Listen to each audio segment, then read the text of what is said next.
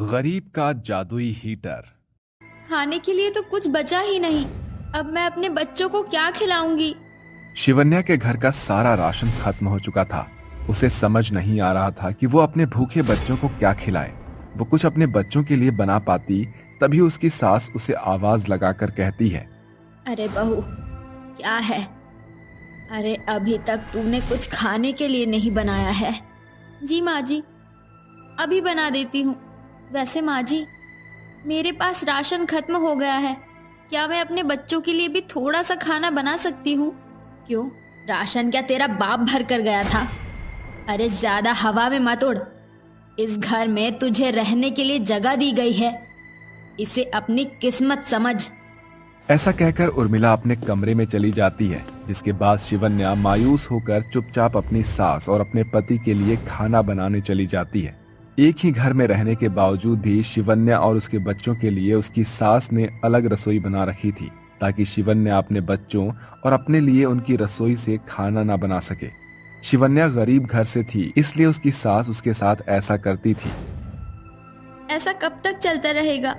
इस घर में होने के बावजूद भी मेरा ये हाल है। मैं इस घर की बहू हूँ, इसके बाद भी मेरी सास मेरे ऊपर इतना अत्याचार करती है। शिवन्या बहुत ज्यादा परेशान थी। उसे कुछ समझ नहीं आ रहा था। वो अपने पति और अपनी सास के लिए खाना बना देती है और उसके बाद अपनी सहेली निशा के घर चली जाती है। जिल्लत भरी जिंदगी कब तक जीती रहेगी शिवन्या? मैं तो कहती हूँ अपनी सास और अपने पति को छोड़ दे और अपने बच्चों के लिए एक कदम उठा। लेकिन मैं क्या करूँ? मेरे पास कमाने का कोई जरिया नहीं है, और फिर मैं अपने बच्चों को क्या खिलाऊंगी? देख शिवन्या, वैसे भी तेरी सास और तेरा पति तेरी कोई कदर नहीं करता, तो फिर ऐसे घर में रहकर भी क्या फायदा, जहाँ वैसे भी तेरे बच्चों को खाने के लिए सही से ना मिल रहा हो। ऐसा कहने के बाद निशा शिवन्या को थोड़ा राशन दे देती है, जिसके बाद शिवन्या वो राशन लाकर अपने कमरे में अपने बच्चों के लिए खाना बनाती है। जिसके बाद वो अपने दोनों भूखे बच्चों को खाना खिलाती है। राजू, राधा, ये लो खाना खाओ। अरे माँ, आप हमारे साथ खाना क्यों नहीं खा रही हो? आप भी हमारे साथ खाना खाओ ना। मैं जानता हूँ माँ, आप हमें खाना खिलाकर खुद भूखी रहोगी, इसीलिए आप हमारे साथ ही खाना। अपने दोनों बच्चों की बात सुनकर राधा की आंखों में आंसू आ जाते हैं। जिसके बाद वो अपने बच्चों को खाना खिलाते खिलाते एक दो निवाले अपने मुंह में भी डाल लेती है। देखते ही देखते रात हो जाती है और आधी रात के समय घर के सभी लोग सो रहे होते हैं। तभी शिवन्या बच्चों से कहती है, चलो बच्चों, अब हम यहाँ और नहीं रहेंगे। हमें अभी के अभी यहाँ से निकलना होगा। शिवन्या अपने दोनों बच्चों का हाथ थामकर और थोड़े से कपड़े लेकर घर से निकल जाती है। देखते ही देखते वो जंगल के रास्ते दूसरे गांव में जाने लगती है, लेकिन उसके दोनों बच्चे बहुत ज्यादा थक जाते हैं। बच्चों, बहुत ज्यादा समय हो गया है, एक काम करते हैं, हम यही आराम कर लेते हैं। अगले दिन जैसे ही सवेरा होगा तो हम फिर से चलना शुरू करेंगे। शिवन्या अपने दोनों बच्चों को लेकर जंगल में ही सो जाती है। अगले दिन जैसे ही सवेरा होता है, वो जंगल के रास्ते दूसरे गांव में पहुंच जाती है, जहां गांव का हर एक व्यक्ति अपने अपने कामों में मस्त लगे होते हैं। शिवन्या दूसरे गांव में आकर अपने लिए काम ढूंढती है, लेकिन सुबह से शाम होने के बाद भी उसे कोई भी काम नहीं मिलता। लेकिन शाम होते होते वो एक कबाड़ की दुकान पर पहुंच जाती है। क्या मेरे लिए आपकी दुकान में कोई काम मिल जाएगा? वैसे मैं कई दिनों से ढूंढ तो रहा था, अब तुम आ गई हो तो चलो मैं तुम्हें काम समझा देता हूँ। तुम्हें ज्यादा कुछ नहीं करना है, बस प्लास्टिक का कबाड़ा एक तरफ और लोहे का कबाड़ा एक तरफ करना है। शिवन्या अपने दोनों बच्चों को एक तरफ बिठाकर कबाड़ी की दुकान का सारा काम समझ लेती है। अगले दिन से वो उस कबाड़ी की दुकान में काम करने लगती है, जिसके चलते कबाड़ी उसे रोजाना का 300 रुपए देता है। अरे वाह, इन पैसों से तो मैं राशन भी खरीद लूंगी और अपने बच्चों के लिए एक किराए का मकान भी ले लूंगी। शिवानी सबसे पहले किराए का मकान लेती है, जिसके बाद वो अपने बच्चों के लिए खाना लेकर आती है। अपने बच्चों के साथ खाना खाकर आराम से सो जाती है। ऐसे ही उसकी रोजमर्रा की अब जिंदगी चलने लगी थी। एक दिन अचानक से उसके हाथ में एक पुराना हीटर आता है। अरे वाह, ये हीटर तो काफी अच्छा लग रहा है। वैसे भी अब सर्दियां आने वाली है, अब ये हीटर हमारे बहुत काम आएगा। एक काम करती हूँ, ये हीटर तो मैं मालिक से मांग लेती हूँ। शिवानी अपने मालिक से उस पुराने हीटर को मांग लेती है, जिसके बाद उस हीटर को अपने घर ले जाती है और उसे चलाने की कोशिश करती है, लेकिन उसे चल नहीं पाता। तभी वो एक गिलास पानी लेकर उसके सामने रख देती है। देखते ही देखते वो गिलास सोने में बदल जाता है। हे भगवान, ऐसा कैसे हो सकता है? ये गिलास तो अचानक से सोने में बदल गया। शिवन्या कुछ समझ नहीं पा रही थी, जिसके चलते उसने उस हीटर के सामने फिर एक और बर्तन रखा। अब मैं इस पतीले को यहाँ पर रख कर देखती हूँ। हीटर के सामने पतीला रखने पर वो पतीला भी सोने में बदल गया। इसका मतलब ये हीटर कोई मामूली हीटर नहीं है, ये एक जादुई हीटर है। ऐसा करके शिवन्या एक के बाद एक बर्तन उसी हीटर के आगे रखती है, जिसके बाद वो सभी सोने में बदल जाते हैं। ये सब देखकर शिवन्या बहुत खुश होती है और सभी सोने के बर्तनों को एक थैले में भरकर सुनार की दुकान पर जाकर बेच देती है, जिसके बदले उसको बहुत सारे पैसे मिल जाते हैं। अरे वाह, इतने सारे पैसे! इतने सारे पैसों से तो मैं अपना खुद का घर खरीद लूंगी और मेरी सारी परेशानियां भी खत्म हो जाएगी। शिवन्या अपने और अपने बच्चों के लिए एक घर खरीद लेती है, जिसके बाद वो अपने घर में जरूरत की सभी चीजें भी ले आती है। अब उसकी जिंदगी अच्छे से चलने लगती है। ये सब तो ठीक है, अब मुझे अपने बच्चों को अच्छी शिक्षा देने के लिए अच्छे स्कूल में भी डालना है। शिवन्या अपने घर के बाहर से कुछ कंकड़ पत्थर इकट्ठे करती है और उन्हें घर में ले आती है, जिसके बाद वो एक एक करके सारे कंकड़ और पत्थर हीटर के सामने रखती है, जिसके बाद सभी सोने में बदल जाते हैं। शिवन्या वो सभी सोना उठाकर सुनार को बेच आती है। अब मैं इन पैसों से राधा और राजू का एडमिशन करवाऊंगी, वो भी एक बहुत बड़े स्कूल में। शिवन्या अपने दोनों बच्चों का एडमिशन बहुत बड़े स्कूल में करवा देती है। वहीं दूसरी तरफ शिवन्या जादुई हीटर के जादू के चलते अपनी आर्थिक अवस्था बिल्कुल ठीक कर लेती है। वहीं दूसरी तरफ वो कपड़ों का काम करना शुरू कर देती है। वो एक बहुत बड़ी कंपनी खरीदती है और उस कंपनी के जरिए अपना बिजनेस शुरू कर देती है। कुछ ही समय में वो बहुत अमीर हो जाती है, जिसके चलते अब वो न्यूज़पेपर और अखबारों में आने लगती है। एक दिन शिवन्या की सास उर्मिला और उसका बेटा शंकर उसे टीवी पर देखता है। अरे बेटा, ये देख तेरी भगोड़ी पत्नी टीवी पर आ रही है। अरे माँ, तुम सही कहती हो, ये तो शिवन्या है, लेकिन इसके पास इतना सारा पैसा कहाँ से आया और ये इतनी जल्दी इतनी अमीर कैसे बन गई? अरे ये सब छोड़, मेरी बात मान और जाकर इसके पैरों पर गिर जा। इसके जितना अमीर तो कोई भी नहीं है। हमारी जिंदगी बिल्कुल सफल हो जाएगी। उर्मिला अपने बेटे को लालच देती है, जिसे सुनकर शिवन्या के पास वो जाता है और उसके पैरों में गिरकर माफी मांगता है। लेकिन तभी शिवन्या उसे कहती है, तुम दोनों माँ बेटे ने मिलकर मेरे ऊपर इतने अत्याचार किए हैं कि अब मैं तुम्हें माफ नहीं कर सकती। मैं अपनी जिंदगी में अपने बच्चों के साथ खुश हूँ। अब मुझे तुम्हारी कोई जरूरत नहीं।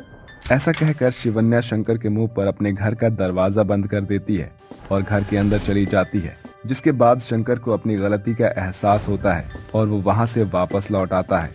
और उस दिन के बाद से शिवन्या अपने दोनों बच्चों के साथ खुशी खुशी अपने जीवन में रहने लगती है। परी रानी के 3 जादुई सोने के मटके। अरे ओ अनाथ यतीम, ये मटका उठा और जल्दी से जाकर नदी से पानी भर ला। मगर माँ, मैं सवेरे ही तो मटके में पानी भर के लाई थी, सारा पानी खत्म हो गया। मानवी के सवाल करने पर कल्याणी उस पर बिगड़ते हुए मोटी सी छड़ी उठाकर उसे बेहिसाब मारना शुरू करती है। चटक चोरनी, जन्मते ही अपनी जननी को खा गई और फिर पिता को भी। अपनी काली जुबान का कौर बना लिया। मनहूस, चुप हो जा और पानी लेकर आ, वरना तेरी नाजुक चमड़ी उधेड़ कर रख दूंगी।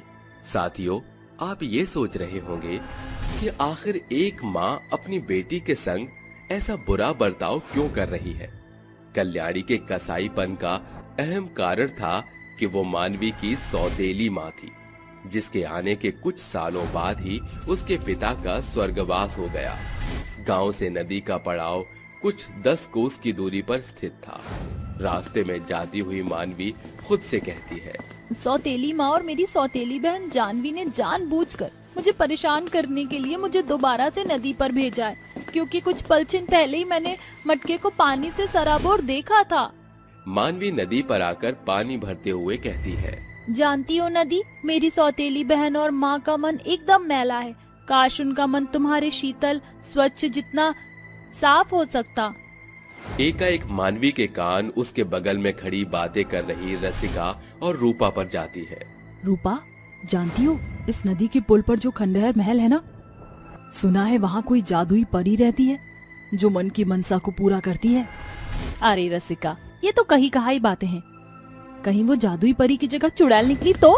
दोनों औरतों के जाते ही मानवी उस खंडहर महल जाने की ठान लेती है। अगर सचमुच वहाँ पर जादुई परी हुई तो मैं अपने लिए नए वस्त्र, एक सैंडल की मांग करूंगी, और अगर वहाँ कोई चुड़ैल होगी तो वो मुझे खा जाएगी और मैं सितारा बनकर माँ बाबा के पास चली जाऊंगी। मानवी अपने पानी से भरे मिट्टी के मटके को लेकर पुल पार करके खंडहर महल की ओर अग्रसर होती है, जहाँ रास्ते में उसे एक कुबड़ी बुढ़िया मिलती है जो बूढ़ी बोली बोलकर पानी की मांग करती है। अरे बिटिया, जरा मुझ बूढ़ी को अपने मटके से पानी पिला दो। मेरे शरीर में इतना बल नहीं बचा कि मैं आगे बढ़कर नदी तक पहुंचकर अपनी प्यास बुझा पाऊं। माँ कहती थी प्यासे को पानी पिलाने से पुण्य मिलता है। अम्मा, अंजलि ओढ़ो। मानवी बुढ़िया को पानी पिलाकर आगे बढ़ जाती है, जहाँ आगे कुछ दूरी पर उस रास्ते के बीचों बीच एक तपस्वी बेसुध बेहोश अवस्था में पड़े होते हैं। ये तो कोई साधु संत है। साधु बेहोशी की अवस्था में पानी मांग रहा था। पानी, पानी। लगता है इन्हें पानी चाहिए। मानवी तपस्वी के मुंह पर पानी की फुहार डालती है। तपस्वी होश में आते हैं और मानवी उसे पानी पिलाती है। कैसा महसूस हो रहा है साधु बाबा? शुक्रिया बेटी, दरअसल मैंने सवेरे से जलपान नहीं किया था, इसलिए मूर्छा आ गई। तुमने इस प्यासे को तृप्त किया है। परमात्मा तुम्हारे संग बने रहे। मानवी अपने मटके के साथ और आगे बढ़ती है, जहां एक गाय जोर शोर से गुहार लगा रही थी। माँ! इस गौ माता का कुमाल्या चेहरा देखकर लग रहा है जैसे ये बेहद प्यासी है। मटके में तो सिर्फ आधा ही पानी शेष रह गया है। मानवी गाय के सामने पड़े टूटी नादी में मटके के सारे पानी को उड़ेल देती है। गाय सारा पानी पी जाती है। लगता है गौ माता की प्यास बुझ गई है, इसी कारण अब ये गुहार नहीं लगा रही। मानवी मटका लिए और आगे बढ़ती है, जहाँ खंडहर महल उसके सामने खड़ा था। एकाएक मानवी के लिए महल का द्वार खुलता है और वो भीतर जाती है, जहाँ वही बुढ़िया, गाय और तपस्वी कतार में खड़े होते हैं। ये तीनों तो मुझे राह में मिले थे। वो तीनों का जुड़ाव जादुई परी में बदल जाता है, जिसे देख मानवी अनुमान लगाती है। सोने के सुंदर वस्त्र, माथे पर सुनहरा मुकुट, हाथों में छड़ी, तुम जादुई परी हो ना? मैं ही जादुई परी हूँ जिन्हें तुमने पानी पिलाया। वो मेरा रचा माया जाल था। तुम परीक्षा के पड़ाव को पार करके यहाँ पहुंची हो। कहो, क्या मांग है तुम्हारी? मेरी सौतेली माँ मुझे बहुत सताती है। बार बार मुझे मटका लेकर कोसों दूर पानी भरने नदी पर भेजती है। मानवी की तकलीफ सुनकर सुनहरी परी अपने जादुई सुनहरी छड़ी को घुमाकर मिट्टी के मटके पर जैसे ही घुमाती है, एक चकाचौंध चमक के प्रकाशित होते ही वो 3 जादुई सोने के मटके में बदलता और परी रानी कहती है, मैंने तुम्हारी समस्या को ही समाधान बना दिया। तुमने राह में 3 जन को जिस मटके से पानी पिलाया, इसलिए परी रानी तुम्हें 3 जादुई सोने का मटका देती है। ये मटका तुम्हारे हर तरह से मदद करेगा। तुम्हारा शुक्रिया परी रानी।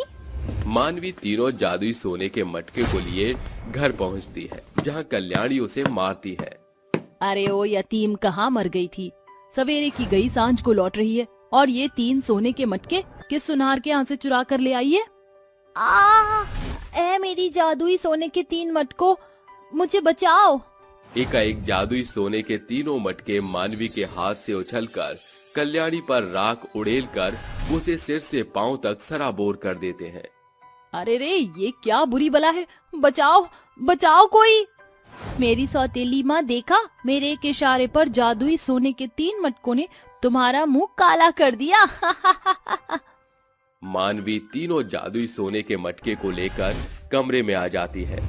तभी उसकी सौतेली बहन जानवी वहां आकर अपना दामन चलाती हुई कहती है, अरे ओ मेरी भिखमंगनी बहन, चल चल कर मेरे लिए भी चाय बना, वरना माँ से झूठी चुगली करके तेरी चमड़ी उधड़वा दूंगी। अरे मेरी जादुई सोने की 3 मटके, जरा मेरी सौतेली बहन को सबक तो सिखाना। तीनों जादुई सुनहरे मटके जानवी को एकाएक मारते हैं। मानवी, मुझे बचाओ, वरना कहीं ये जादुई मटके मेरी मौत का कारण बन जाएंगे। बस मेरे जादुई सुनहरे 3 मटके, इतना बहुत है। उस रात मानवी के सो जाने के बाद माँ बेटी दोनों दबे पांव उसके कमरे में आकर कहती हैं, अरे ओ जादुई सोने के मटके, मुझे इसी वक्त सोना दो। जादुई सोने के मटके पानी से लबालब भर के कल्याणी पर पानी की बौछार बरसाते हैं। तभी मानवी नींद से जाग जाती है। हाय री मैया, इस जादुई सोने के मटके से सोना मांगा था, इसने तो गंगा स्नान करा दिया। मैं इन मटकों को तोड़ दूंगी, फोड़ दूंगी। कल्याणी तीनों जादुई सोने की मटकी को सैकड़ों बार जमीन पर पटकती है। अरे ये मटका है कि मायाजाल, कितने बार पटकने पर भी टस से मस्तक नहीं हुआ। बस बहुत हो गया। मेरे जादुई सोने के 3 मटकों, मेरी सौतेली माँ और बहन को इस घर और गांव की सीमा के बाहर फेंक दो। जादुई सोने के तीनों मटके के भीतर से एक चाबुक, एक छड़ी और एक झाड़ू निकलकर उसे दौड़ते भगाते गांव से खदेड़ देती हैं और तीनों सुनहरे मटके एक साथ मानवी के पास आते हैं। ऐ मेरे जादुई सोने के मटके, मेरे इस पुराने घर को परी रानी के सुनहरे घर में बदल दो। तीनों जादुई सोने के मटके से सुनहरा पेंट पूरे घर की दीवारों पर प्रकाशित होता है। अरे वाह मेरे जादुई सोने के मटके, तुम तीनों ने तो मेरे पुराने घर की काया पलट ही कर दी। मुझे और क्या चाहिए था। मानवी अपने पुराने फटे कपड़ों को निहारती हुई कहती है, मेरे जादुई 3 सुनहरे सोने के मटके, मेरे रूप को परी रानी जैसे पहरावे उड़ावे के ढांचे में बदल दो। तीनों मटके चमक दमक से चकाचौंध होते हैं, जिसके साथ एक सोने के मटके से सुंदर सैंडल, दूसरे मटके से सुंदर गहने और तीसरे मटके से सैकड़ों सुंदर कपड़े बाहर आते हैं और मानवी का रूप सुनहरा हो जाता है। तुम्हारा लाखों लाखों शुक्रिया परी रानी के जादुई 3 सोने के मटकी, तुमने मेरे परिचय को बदल दिया। अब मैं सुनहरे सुंदर घर में सुकून से रह सकती हूँ।